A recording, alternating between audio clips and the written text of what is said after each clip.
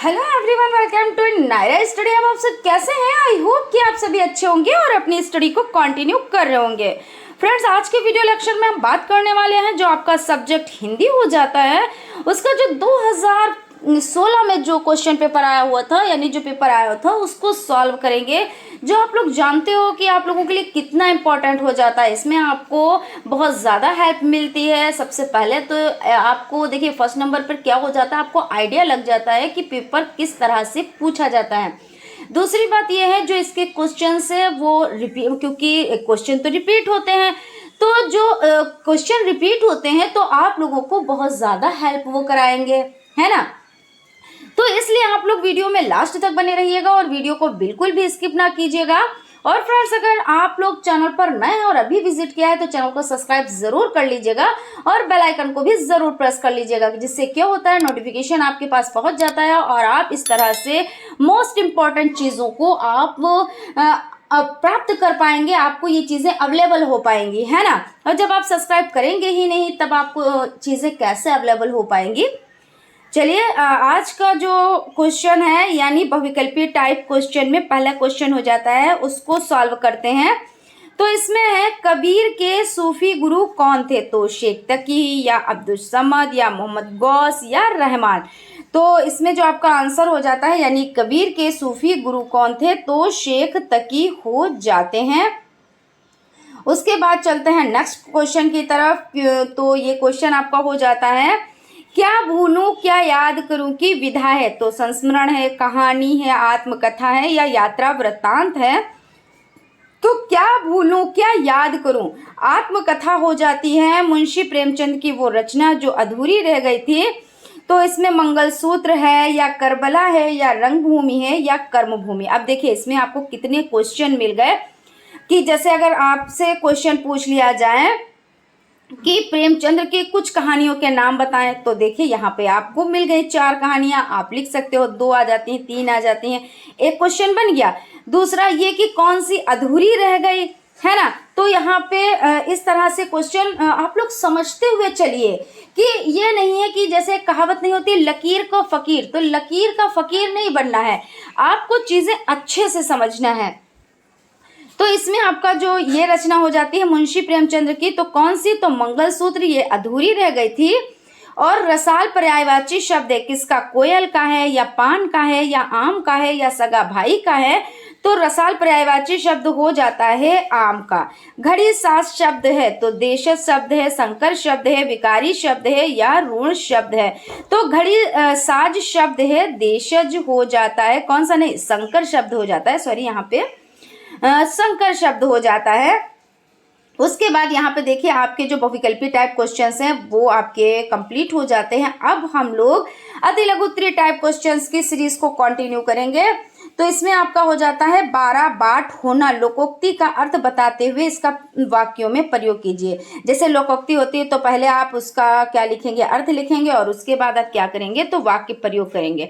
तो 12 बाट होने का अर्थ क्या होता है कि अलग हो जाना। अब अलग हो जाना आप अपने शब्दों में इसे लिख सकते हैं। जैसे यहाँ पे प्रयोग किया गया है कि सुरेश अपने भाइयों से 12 बाट हो गया, तो आप ऐसे यहाँ पे कोई और नाम लिख सकते हैं, जरूरी नहीं कि जो हमने लिखा वही आप लिखें, है ना। उसके बाद है ता, था, दा, धा का उच्चारण स्थान बताएं। तो देखिए जब ता आप बोल रहे हो तो क्या है, जीभ आपकी दांतों से टकरा रही है, था, तब भी देखिए दा, धा, यानी क्या है, दंत है ना, टकरा रही है ना। उसके बाद आग और हाथी का तत्सम रूप, तो आग का तत्सम अग्नि हो जाता है और हाथी का तो गज हो जाता है। उसके बाद क्वेश्चन है उपकार के बदले किए जाने वाले उपकार को क्या कहते हैं? जैसे आप पर किसी ने उपकार किया, ठीक है, आप उस पर उपकार कर रहे हो उसके बदले में, तो उसको कहते हैं प्रत्युपकार। यानी उपकार के बदले किए जाने वाले उपकार को क्या कहते हैं? तो प्रत्युपकार कहते हैं। और किस भाषा का स्वरूप अनिश्चित होता है? तो यहाँ पे देख लेते हैं, अनौपचारिक भाषा का स्वरूप अनिश्चित होता है। अब आप कहेंगे कि मैम अनौपचारिक भाषा क्या होती है? तो जैसे अनौपचारिक शिक्षा होती है और एक औपचारिक शिक्षा होती है, ऐसे अनौपचारिक भाषा भी होती है और औपचारिक भाषा भी होती है। यानी यहाँ पे समझ लेते हैं, जैसे सबसे पहले हम क्या समझेंगे? औपचारिक शिक्षा और अनौपचारिक शिक्षा। थोड़ा डिटेल में जाएगा लेकिन कोई दिक्कत नहीं, यहाँ पे कई क्वेश्चन आपके तैयार हो जाएंगे। जो आप लोगों को बहुत ज़्यादा हेल्प कराएंगे। तो सबसे पहले हम लोग डिस्कस करते हैं औपचारिक शिक्षा और अनौपचारिक शिक्षा। तो क्या होती है, जैसे कुछ शिक्षा ऐसी होती हैं जो, जैसे हम लोग क्या करते हैं, एक निश्चित सिलेबस होता है। क्या होता है, तो सिलेबस होता है। दूसरी बात हो जाती है कि आपका एक टीचर भी होता है, और तीसरी बात क्या होती है, प्लेस भी होता है, यानी जगह भी होती है। ठीक है।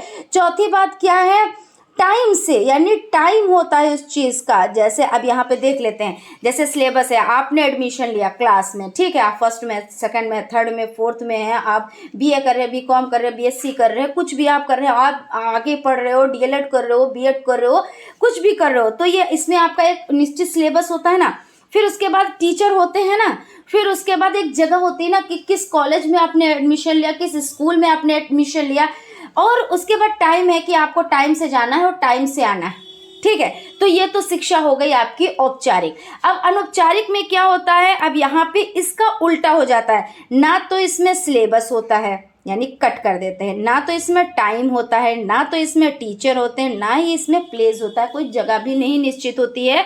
ये आप कभी भी कहीं पर भी आप प्राप्त कर सकते हो। आप उठते बैठते, चलते फिरते, घूमते, कहीं पर भी आप अपने से छोटे से, अपने से बड़े से, है ना, आप शिक्षा प्राप्त कर सकते हो। कहते नहीं, एक पशु से भी हमें शिक्षा मिलती है, एक छोटा जीव होता है उससे भी हमें शिक्षा मिलती है, तो वो आ जाती है अनौपचारिक शिक्षा में। इसी तरह औपचारिक और अनौपचारिक भाषा भी होती है। ठीक है। तो किस भाषा का स्वरूप अनिश्चित होता है, तो अनौपचारिक भाषा का स्वरूप अनिश्चित होता है। ठीक है। बहुत ज़्यादा लॉन्ग में चले जाएंगे तो यहीं पे हम इसको रोकते हैं और आगे बढ़ते हैं। आपका 11 नंबर का क्वेश्चन हो जाता है, मात्रा किसे कहते हैं। तो मात्रा, व्यंजन के साथ स्वर को मिलाने के लिए जो चिन्ह जोड़ा जाता है वो मात्रा कहलाता है। अब व्यंजन क्या है भाई, का खा गा घड़ा चा छा झा या टा ठा डा अड़ा ता था दा धा ना, है ना, ये सब क्या है, आपके व्यंजन है। और आपको पता है व्यंजन होते कितने हैं, तो टोटल 33 होते हैं, है ना। और स्वर कितने होते हैं, तो 11 होते हैं।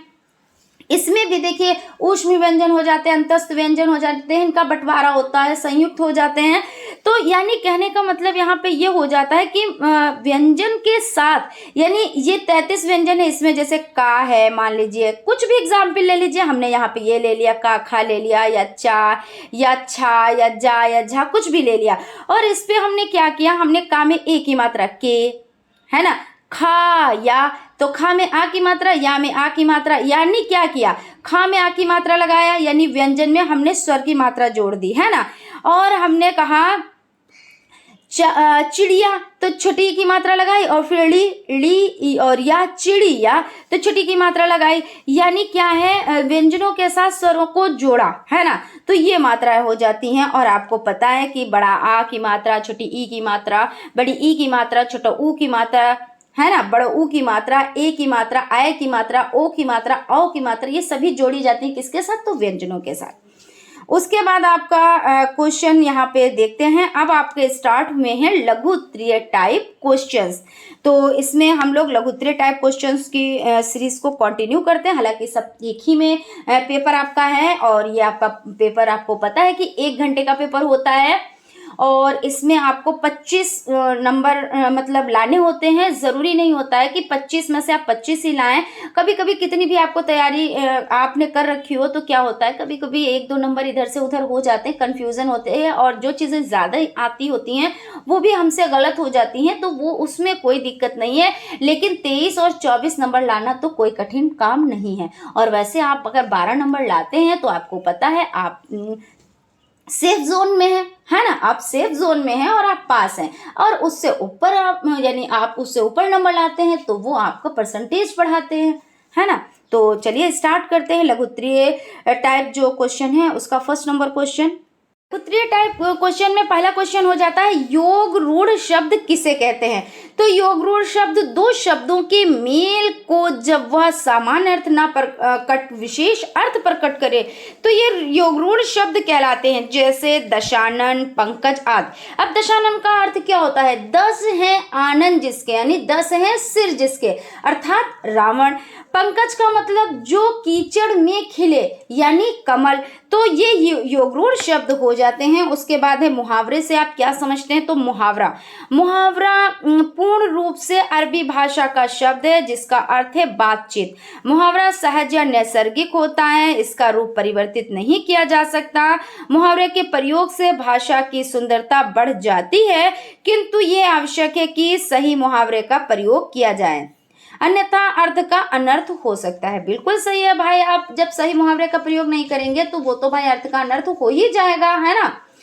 तो उसके बाद आपका है अर्थ के आधार पर शब्दों के कितने भेद हैं, स्पष्ट कीजिए। तो देख लेते हैं अर्थ के आधार पर शब्दों के भेद, यहाँ पे हम समझ लेते हैं। तो अर्थ के आधार पर शब्दों के भेद स्पष्ट कीजिए। तो सबसे पहले आपका हो जाता है एकार्थी शब्द, यानी एकार्थी शब्द वे कहलाते हैं जिनका वाच्यार्थ एक ही होता है। व्यक्तिवाचक संज्ञाएं, स्थानों के नाम आदि इसी श्रेणी के शब्द हैं, जैसे जनवरी, हिंदी, आगरा, नरेंद्र मोदी आदि हो जाते हैं। उसके बाद आपका हो जाता है अनेकार्थी शब्द। तो अनेकार्थी शब्द भाषा में अनेक शब्द ऐसे होते हैं जिनके एक से अधिक अर्थ होते हैं। वे शब्द प्रसंग बदलने पर अलग अलग अर्थ देते हैं, जैसे तारा, आंखों की पुतली, नक्षत्र, उपचार, उपाय, सेवा, इलाज, कल, शोर, मशीन, सुंदर, पिछला दिन, अगला दिन आदि। उसके बाद हो जाते हैं समरूपी भिन्नार्थक शब्द। तो कुछ शब्द इतने मिलते जुलते हैं कि प्रयोगकर्ता उन्हें एक ही मान बैठते हैं, जबकि उनका अर्थ एक दूसरे से पूर्णतः भिन्न होता है। ऐसा होता नहीं है कि कुछ चीजें ऐसी लगती हैं बिल्कुल सेम टू सेम, तो क्या होता है कि हमें एक ही लगती हैं, लेकिन होता रियल में क्या है कि वो अलग अलग होते हैं, उनका अर्थ अलग होता है। यानी अति तो बहुत, अब इति तो समाप्त, अचर तो जड़, अचिर तो शीघ्र, अंश तो भाग, अंश तो कंधा, है ना। पर्यायवाची असमानार्थी शब्द एक अर्थ को प्रकट करने वाले अनेक शब्दों को पर्यायवाची असमानार्थी कहते हैं, जैसे जल तो नीर, वारी, पानी, अमृत, घोड़ा, बाजी, है, सैंधव, तुरक, आंख का नेत्र, नयन और दृग, चक्षु, विलोक्षण, और कमल का सरोज, जलज, पद्म, अंबुज, है ना। अब विपरीतार्थक या विलोम शब्द यानी उल्टे, है ना। कुछ शब्दों में के युग में ऐसे होते हैं जो परस्पर विरोधी होते हैं, ये विलोम या विपरीतार्थक कहते हैं। भाई विरोधी तो वही होंगे जो आप कुछ कह रहे हो और वो उसका एकदम उल्टा जवाब दे रहा है ना, तो वो क्या होते हैं, विपरीतार्थक हो जाते हैं। जैसे सुख है तो कोई कहे दुख, अमृत है तो विष, जड़ है तो चेतन, सम्मान है तो अपमान, आयात है तो निर्यात, है ना। तो इस तरह से हो जाता है। उसके बाद नेक्स्ट क्वेश्चन आपका हो जाता है हंस पद एवं समाप्ति सूचक विराम चिन्हों का संकेत बताते हुए उनका प्रयोग सुनिश्चित कीजिए। तो इसमें देखिए ट्रिक से समझ लेते हैं पहले, उसके बाद आंसर की तरफ चलते हैं। तो हंस पद इस तरह का होता है, ये कब लगाया जाता है, जैसे जब आप इससे त्रुटि हो जाए, भूल से आप कोई अक्षर लिखना भूल जाते हैं, कोई शब्द लिखना भूल जाते हैं। अब वहां पे जब आप भूल गए तो आप वहां पे जगह भी नहीं छोड़ेंगे। भाई क्यों छोड़ेंगे, क्योंकि आपको तो पहले से ये है कि भाई हमने सही लिखा है, और उसके बाद जब चेक किया तो उसमें क्या हुआ, अरे हमने तो ये चीज़ लिखनी, यहाँ पे हम ये चीज़ नहीं लिखे हैं या हम भूल गए हैं। तो क्या करते हैं, हम इस पद का यूज़ करते हैं। और ट्रिक क्या हो जाती है, जैसे भाई कोई दुख आ गया आप पे, है ना, और उसके बाद आपको एकदम से वो काम बन गया और खुशी हुई, तो आप क्या करते हो, हंसते हो। तो यानी ये चिन्ह लगाने के बाद जो आपका सेंटेंस गलत हो गया या आप जो चीज़ भूल गए वो परफेक्ट हो गई, वो सही हो गई, तो आप हंसने लगे, यानी हंस पद का यूज़ किया और आप हंसने लगे, है ना। तो इस तरह से समझे, यहाँ पे समझ लेते हैं। जब लिखते समय कोई शब्द अथवा पद भूल से छूट जाया जाता है तो उसे दिखाने के लिए चिन्ह लगाकर पंक्ति के ऊपर लिख देते हैं, जैसे मुकेश एक बहुत अच्छा लड़का है। अब यहाँ पे क्या भूल गए, मुकेश एक अच्छा लड़का है ना, मुकेश एक, और यहाँ पे देखिए क्या भूल गए, बहुत भूल गए, अच्छा लड़का है, तो यहाँ पे चिन्ह लगाया, बहुत ऊपर लिखा, और इस चिन्ह को त्रुटि बोधक चिन्ह भी कहा जाता है। भाई त्रुटि हो गई, हमसे गलती हो गई, तो आप त्रुटि बोधक भी कहेंगे। तो हो सकता है हंस बोधक ना करके त्रुटि बोधक लिख दें, लेकिन आप डरिएगा नहीं, कंफ्यूज मत होइएगा कि अरे ये कौन सा चिन्ह आ गया। तो त्रुटि को खत्म करना यानी त्रुटि बोधक चिन्ह, और हंस पद यानी लगाने के बाद हम हंस रहे हैं। उसके बाद क्या है, समाप्ति सूचक चिन्ह या पूर्ण विराम। अब भाई कोई चीज समाप्त हो गई और उसके बाद चिन्ह लगाया तो समाप्ति सूचक, या आपने कोई वर्क कर लिया वो पूरा हो गया तो उसके बाद चिन्ह लगाया। तो यहाँ पे देख लेते हैं, पूर्ण विराम से आशय है पूरी तरह से ठहरना या रुकना। जहाँ वाक्य की गति अंतिम लेकर विराम ले वहां पूर्ण विराम का प्रयोग होता है। जैसे रामू खेलता है, सोहन या तथा मोहन विद्यालय गए थे। इस तरह से आप कोई भी सेंटेंस बोले, कोई भी बात आप कह रहे हैं तो आपकी जब वो बात कंप्लीट हो जाती है तो वहां पे किस चिन्ह का यूज होता है, ये पूर्ण विराम का यूज होता है, या आप इसको समाप्ति सूचक चिन्ह भी कह सकते हैं। और इसी में देखिए आप चीजों को और थोड़ा सा समझ ले, डिटेल में हो जाएगा, चलिए कोई दिक्कत नहीं है। अब इस चिन्ह का आप यूज करते हैं, ये कौन सा होता है, अल्प विराम। जैसे दो चीजों का आपने नाम लिया तो क्या हुआ, आपने बीच में हल्की सी सांस ली लेकिन एहसास नहीं हुआ किसी को। जैसे आपने कहा राम श्याम, सीता गीता, और किसी शहर, दो शहरों के नाम ले जैसे मुंबई आगरा। जब हमने मुंबई कहा और आगरा का तो बीच में हल्की सी सांस ली लेकिन आपको नहीं वो चीज़ महसूस नहीं हुई, लेकिन होती है, वो चीज़ होती है। तो क्या करते हैं, इस चिन्ह का यूज़ करते हैं, यानी अल्प विराम का चिन्ह का यूज़ करते हैं। उसके बाद अर्ध विराम का मतलब क्या होता है कि इस तरह से आप अर्ध विराम का चिन्ह लगाते हैं। इसका मतलब होता है पूर्ण विराम से आधा रुकना और अल्प विराम से ज़्यादा रुकना, है ना। तो ये आपका हो जाता है अर्धविराम। उसके बाद चलते हैं नेक्स्ट क्वेश्चन की तरफ। और हाँ, एक चीज़ और है जो आपका ये पूर्ण विराम, अर्धविराम और हंस पद, ये सभी चीज़ें विस्मयादि बोधक चिन्ह, ये बहुत ज़्यादा इंपॉर्टेंट हो जाते हैं। ये आपका पीछा तो छोड़ने वाले हैं ही नहीं जब तक आप डीएलएड कर रहे हो। उसके बाद आप टीचिंग, जैसे कि आपका सीटेट का हो गया, और भी आप टीचिंग से रिलेटेड जो भी एग्जाम देंगे तो आपका पीछा नहीं छोड़ने वाले हैं, ठीक है ना। तो इसको बहुत अच्छे से ध्यान में रखिएगा। उसके बाद आपका हो जाता है निम्नलिखित वाक्य में विराम चिन्हों का उचित प्रयोग कीजिए। सुकरात ने कहा कि जो मनुष्य मूर्ख है और जानता है कि वो मूर्ख है वो ज्ञानी है, पर जो मूर्ख है वो ये नहीं जानता कि वो मूर्ख है वो सबसे बड़ा मूर्ख है। सही बात है, यहाँ पे तो खैर चिन्ह लगाने हैं लेकिन थोड़ी सी बात कर लेते हैं कि सुकरात ने क्या कहा कि जो मनुष्य मूर्ख है वो जानता है कि वो मूर्ख है तो वो ज्ञानी है। क्योंकि भाई हमें पता है हम मूर्ख है तो ठीक है भाई, हम तो अपने आप को हमने घोषित कर दिया कि भाई हम मूर्ख है और हमको कुछ नहीं आता, तो वो तो ज्ञानी हो गया क्योंकि वो अपनी जो उसमें जो चीज़ है वो उसने उसको प्रकट कर दिया। लेकिन क्या होता है, जो मूर्ख है पर ये नहीं जानता कि वो मूर्ख है। अब वो मूर्ख है भी लेकिन वो क्या करे, मुझे सब कुछ आता है, मुझे सब कुछ आता है, मुझे सब कुछ आता है, तो वो क्या है, वो सबसे बड़ा मूर्ख है। ये बात सही है।